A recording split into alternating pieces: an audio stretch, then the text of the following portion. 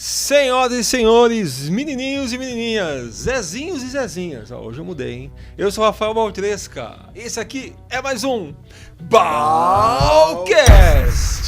Fala, meus amiguinhos, Rafael de novo aqui, falando com vocês que me ouvem, falando com vocês que me vê. Esse podcast, ele é transmitido para vários agregadores de podcast no Brasil e também no nosso canal no YouTube, que é o meu canal Rafael Baltresca, e também pelo site balcast.com.br. Hoje eu estou aqui com meu amigo Michael. Obrigado pelo Arruda. convite, Baltresca. Você é um cara que dá sorte. Por que dou sorte? Porque a arruda, meu avô usava aqui na orelhinha para dar sorte. Você não sabia disso? Eu não sabia disso. Não sabia? Então, a arruda é uma plantinha, eles falavam que tira mal olhado e tudo mais. Então, você põe a arruda aqui na orelha, dá sorte para o seu dia. Eu não preciso, né? Eu já tenho no não nome. É? Então, eu tô tendo a sorte de ter aqui hoje com o Michael Arruda. Michael, esse aqui é um programa que basicamente a gente fala sobre empreendedorismo, negócios, ideias interessantes, né? Legal. Eu vou tentar hoje não ficar muito com o tema da terapia, da hipnoterapia. Claro que a gente vai se esbarrar nesse assunto, porque faz parte da minha e da sua vida. Mas eu queria conhecer um pouquinho do Michael que eu conheci, que era o mestre da hipnose, né? Que você tinha um canal no YouTube, e hoje o Michael, que é presidente da Omni Brasil, uma empresa que é, para quem não sabe, focada em treinamentos de hipnoterapia, é isso? Exato. Eu sei que é uma empresa que está aqui no Brasil há poucos anos, mas no mundo ela já existe há bastante tempo e é administrada foi pelo Gerald Kine, né? E hoje pelo Hans. Conta um pouquinho para mim, como é que foi, hein? Quem que era o Michael há quantos anos? Vamos falar uns 10 anos, vai? Você tem 31 anos hoje? Tenho 31 anos. Você se formou em quê? O que você fazia da vida? Você acordou um dia e falou, quero ser dono da Omni? Ou antes teve... Conta aí pra gente, que ninguém sabe essa história, hein? É verdade. Ninguém sabe. Quero saber do Michael. Né? O Michael... Pouca gente sabe, né? Nas últimas turmas eu comecei a contar um pouco da minha história. O Michael quando tinha cabelo. Quando eu tinha cabelo. E, na verdade, eu tinha cabelo... os parentes me zoam, né? Que eu tinha até a testa aqui, de tanto cabelo que eu tinha. E... Já fomos abastados um dia. Você falou que na nossa vida a gente tá sempre focado na hipnoterapia e tal, mas... Eu, principalmente atualmente, estou muito mais ligado nessa questão do empreendedorismo e eu uso a hipnoterapia para ajudar pessoas, ajudar empresários a alavancarem seus negócios através da mente. Né? Mas então, como começou isso lá atrás? Então, eu quero contar que a minha vida mudou por conta disso.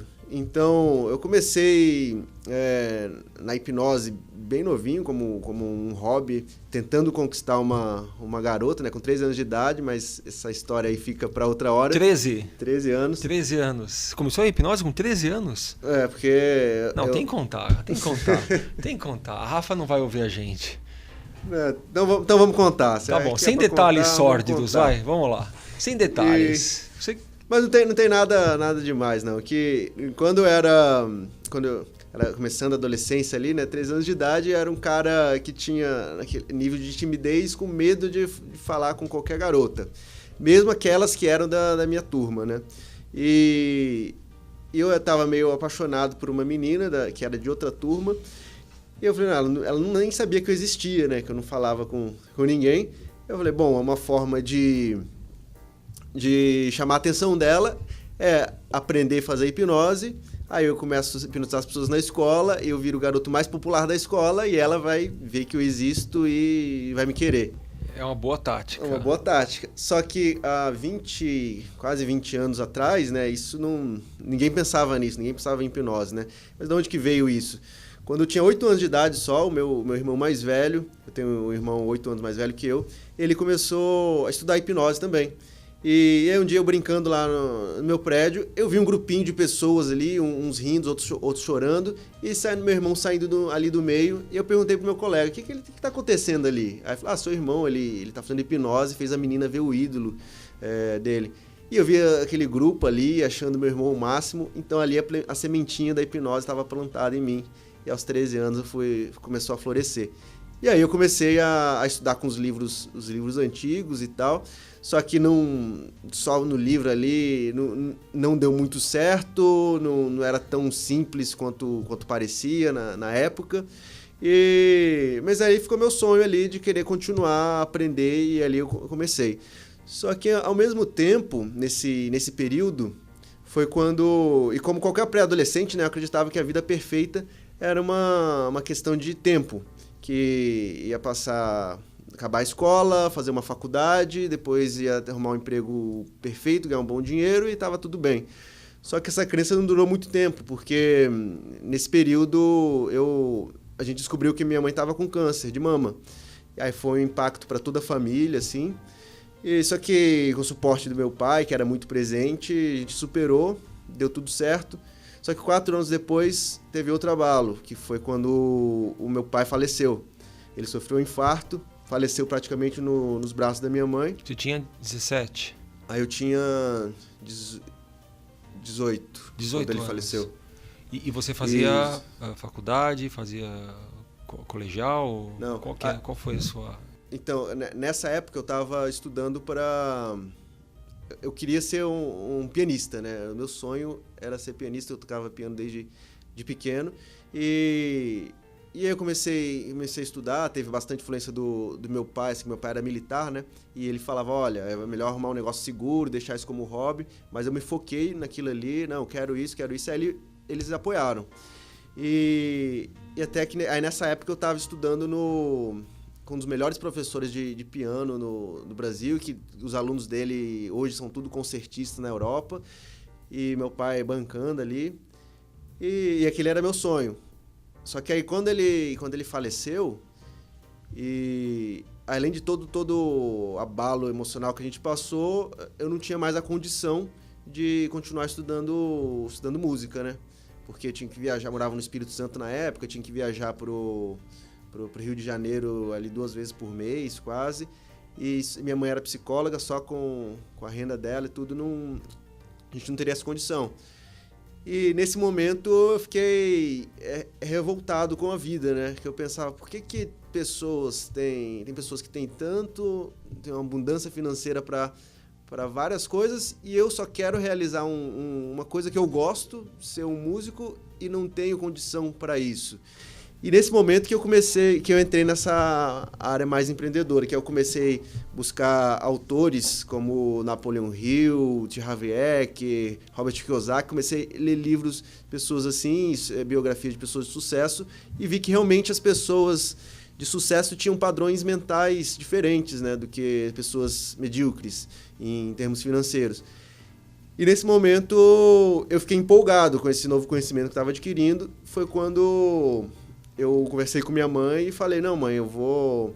E ela preocupada com a questão da minha educação, né, formal, que agora eu não estava estudando para faculdade, eu nem ia poder fazer música, e agora o que meu filho vai fazer? Ela preocupada comigo, obviamente. E eu falei, não, mãe, agora não precisa se preocupar, eu estou entendendo como as pessoas fazem sucesso, eu estou lendo os livros, estou entendendo como a mente funciona, e a gente vai dar um jeito, eu vou ter muito sucesso. E ela ficava preocupada com essa minha esperança. Ela trabalhava, não? Ela trabalhava. Ela trabalhava, e os 2 filhos, você não trabalhava, e queria se formar em música, mas nessa parou? época nós somos em 4 irmãos, né? Você em 4? Isso, eu tenho 2 mais novos, e a minha mãe trabalhava, tinha a pensão do exército e tal, só que a gente não conseguia manter o mesmo padrão. Deixa eu fazer uma pausa aqui, Michael. Quer dizer, um puta turbilhão de tudo. E aí você fala... Porque muita gente passa por turbilhões, às vezes não como o seu, mas um outro tipo de abalo emocional. Qual que é a essência aí para falar, mesmo que tudo esteja desse jeito, eu vou vencer, eu vou ler esses livros, eu vou fazer a coisa acontecer... E não era na música, né? Não era com música. Já não era mais com música. E pior ainda, porque é uma coisa que você estudou a vida inteira, fala, não é com isso, é com o quê? Que passa na cabeça, hein? O que é? É uma revolta? Transformada em algo bom? Ou o que é isso? Na verdade, lembrei de um momento específico que você falou isso, quando isso surgiu.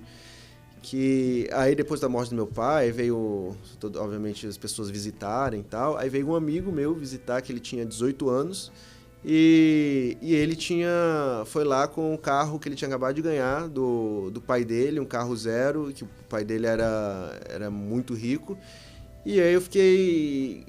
Ele não precisava preocupar com nada, né? Eu fiquei com aquilo ali na mente, né? E aquilo me deixou, acho que a palavra é revolta, me deixou muito revoltado e com uma pessoa... Sou um pouco orgulhoso também, né? E acho que me tocou um pouco meu orgulho. Falei, pô, meu amigo, ele tá aí e eu agora, por não ter dinheiro, eu não vou alcançar as coisas. Por que as pessoas têm e eu não tenho? Não, eu quero mostrar que eu posso também. Eu quero mostrar que eu vou além. E aí, junto com isso, a preocupação da minha mãe, que ela tinha uma preocupação de verdade... Claro, genuína, né? Que meu filho vai fazer e agora? Mas ler livro não dá dinheiro. E aí? Você lia livro e empreendeu? Então, aí eu comecei a ler os livros e falei, olha, falei com minha mãe, vai dar certo, vou dar um jeito. E aí surgiu a oportunidade de começar a empreender, que foi quando apareceu o marketing multinível na época, numa empresa, né? Me convidaram pro marketing multinível. Qual que era? Hoje não é muito conhecido, chama Tahiti Anoni. Tahiti Anoni. Eu fui nas reuniões de Tahiti Anoni. Você foi? Eu fui. Então a gente é parceiro de... Eu não trabalhei para eles. Mas você não trabalhou, você foi na reunião? Um amigo me levou, tudo. Eu não quis entrar nisso, não. Meu amigo falou que era maravilhoso. Depois de 5 anos encontrei esse amigo e falei, e aí? Ele falou, eu tô fora, isso é uma furada, cara. Ele não gostou, não. Mas um pouco antes de eu sair, a minha mãe ficou...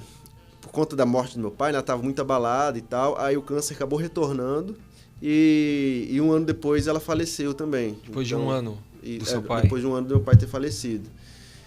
E aí ficou eu, o meu irmão mais velho na época não morava fora, então ficou eu para cuidar dos meus irmãos mais novos. E aí a vida virou uma bagunça, né? Um turbilhão. E nesse momento eu juntei com um pouco das economias que a gente tinha, meu irmão mais velho ajudou bastante, que ele já era concursado e tal, e ajudando ali na casa, eu fiquei quase 2 anos, 1 ano e meio ali sem saber o que fazer e só tendo ideias e tendo ideias de negócios para empreender, mas me recriando por dentro. Até que surgiu uma oportunidade que eu conheci um cara, me achou na internet, e que ele trabalhava com investimentos, né? Eu já tinha trabalhado com investimentos antes, tentado, né? Vamos dizer, trabalhar com investimentos e bolsa de valores e tal, não tinha dado muito certo. E aí um cara do ramo do investimentos, ele me achou na internet, ele era aqui de São Paulo, e ele me fez um convite. Ele viu que eu entendia a parte da mente e tal, falou, olha, eu tô reparando, que eu tenho um grupo de traders, e eu tô reparando que uma das principais coisas que afeta o rendimento deles é a questão mental. E eu vi que você já trabalhou tanto com investimentos e tem conhecimento da parte da mente. Você não quer vir aqui dar uma aula pra gente, dar uma assessoria, alguma coisa? E eu fui. Aí eu vim para São Paulo. Só que a história desse cara, ele sempre teve o sonho de ter um filho. Ele tem uma filha, só que ele sempre teve o sonho de ter um filho. E ele se conectou com a minha história. E esse cara era um multimilionário. E ele, na época, meio que me adotou como um filho dele. E passou a ser o meu mentor. E aí, todo dia de manhã, ele me dava lições de negócio e das coisas, como ele pensava em certas coisas, como que ele agia. E uma dica que eu lembro, que indico para todo mundo, inclusive, ele falou, olha, todo dia, você tem que separar um momento do dia, uns 15 minutos no mínimo, para você assistir vídeos motivacionais para alimentar a sua mente com coisas positivas, coisas motivacionais. E aí todo dia eu comecei a fazer isso, então ele me ajudou bastante nessa época. E eu acabei ficando lá, e acabei aprendendo mais sobre trading junto com ele, e o negócio foi indo. E esse cara, ele ele foi que me deu uma sacada, que ele falou, olha, se você quer alcançar alguma coisa na sua vida, você tem que alcançar isso na sua mente primeiro, você precisa mudar o seu padrão mental. Sim. E aí surgiu a ideia da hipnose. Falei, bom, se eu já estudo a hipnose, será que não tem alguma coisa que a hipnose pode ajudar nisso aí? E aí, buscando, eu achei a hipnoterapia. Vi que a hipnoterapia fazia exatamente isso. E nessa época foi quando eu encontrei a Omni, que na época o Jerry tinha um curso à distância. Peraí. Não, calma, Michael. Ainda não, Opa. porque a segunda parte dessa entrevista, para você que está ouvindo a gente, ou vendo, vai vir na semana que vem. Então, rapidinho, o pessoal te acha pode ser no site direto da Omni? Pode ser no site, bota Omni Brasil no Google e entra em contato lá e manda um e-mail falando que é para mim, que vão me encaminhar. Vamos te achar. Vão me achar. Comigo você me encontra em rafaelbaltresca.com.br ou para ver mais episódios no balcast.com.br. Terminando rapidinho, porque semana que vem tem a parte 2 da entrevista. A segunda parte tá ainda melhor, né? Com o Michael Arruda. Nos vemos semana que vem. Tchau!